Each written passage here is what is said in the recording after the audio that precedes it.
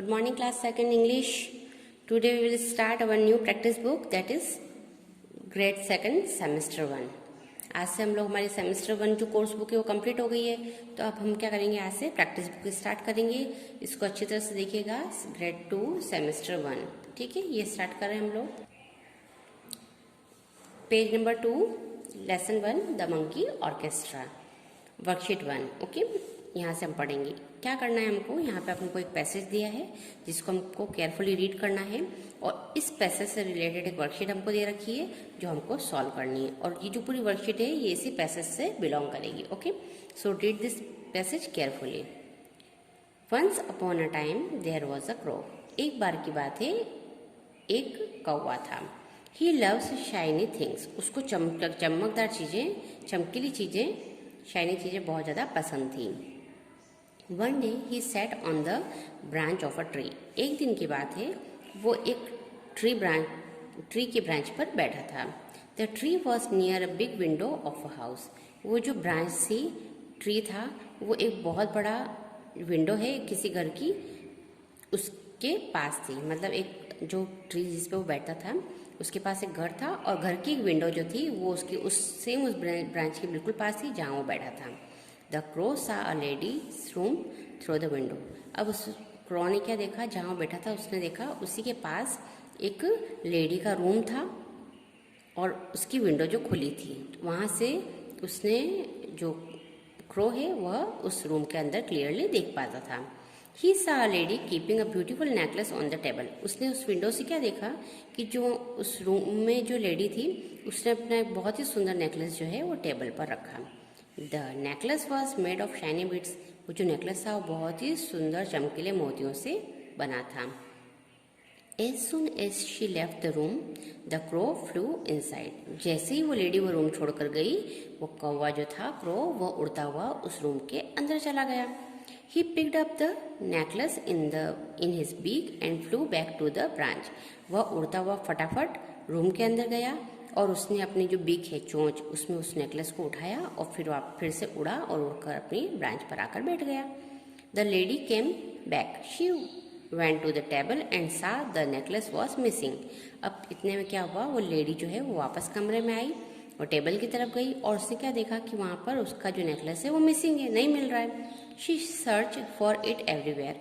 उसने उस नेकलेस को चारों तरफ अपने रूम में ढूंढा. When she could not find she started crying. जब उसे वो नेकलेस कहीं नहीं मिला तो उसने रोना स्टार्ट कर दिया. After some time she looked out of the window. अब उसने कुछ समय रोने के बाद उसने चारों तरफ नजर घुमाई और अपनी विंडो से बाहर देखा. She saw her necklace shining in the sunlight. उसने क्या देखा कि उसका जो नेकलेस है वो सनलाइट में बहुत ही ज़्यादा चमचमा रहा है. She ran to the window and shout shoo. वह तुरंत दौड़कर विंडो पर आई और जोर से चिल्लाई शू, उसको कौवे को उड़ाने के लिए. The crow got such a flight that he drop the necklace and flu away. कौवा एकदम से डरा और उसने क्या किया, अपने उसके मुंह से, बिग से नेकलेस गिर गया और वो तुरंत वहाँ से उड़ गया.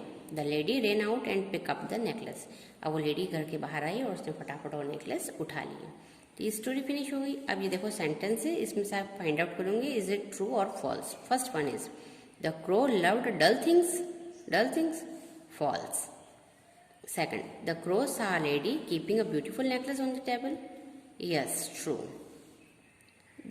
He quickly picked up the necklace with his wings, no, false.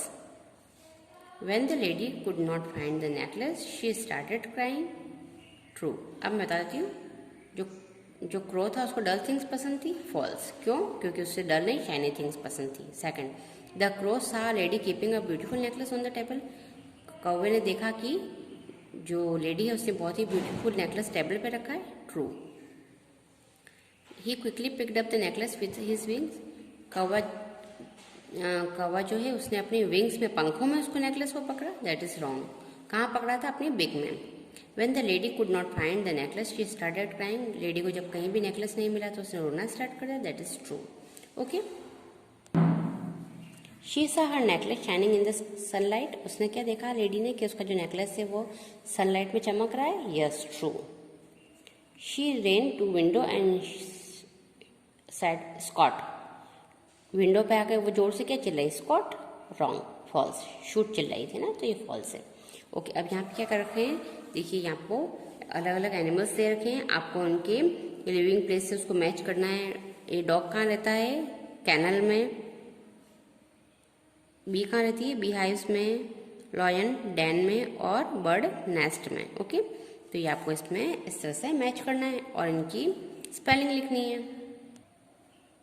देखिए on page number 4 here is a writing activity for you. Write a few lines about your favourite subject.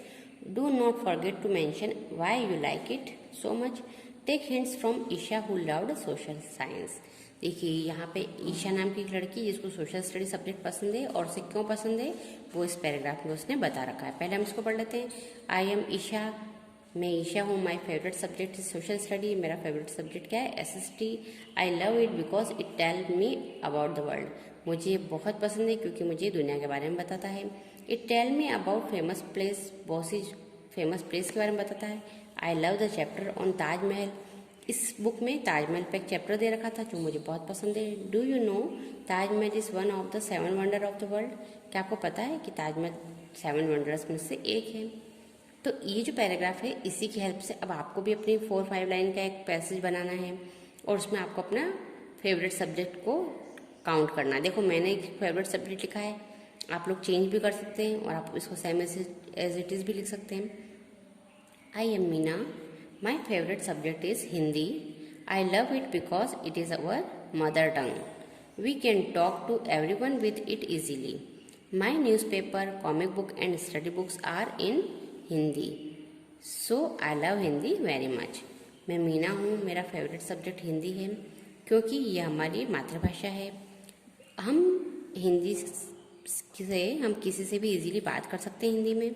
मेरा जो न्यूज़पेपर है, मेरी कॉमिक बुक है और study books जो हैं वो भी हिंदी में हैं। So I love Hindi very much, ये मैंने लिखा। इसको आपको अपनी इस बुक में कंप्लीट करना है। ओके, तो ये सारी एक्टिविटी आपको क्या करनी है? अपनी इसी प्रैक्टिस बुक में कंप्लीट करके रखनी है और PDF से देख के उसको पूरा बराबर मैच कर लेना है। ओके।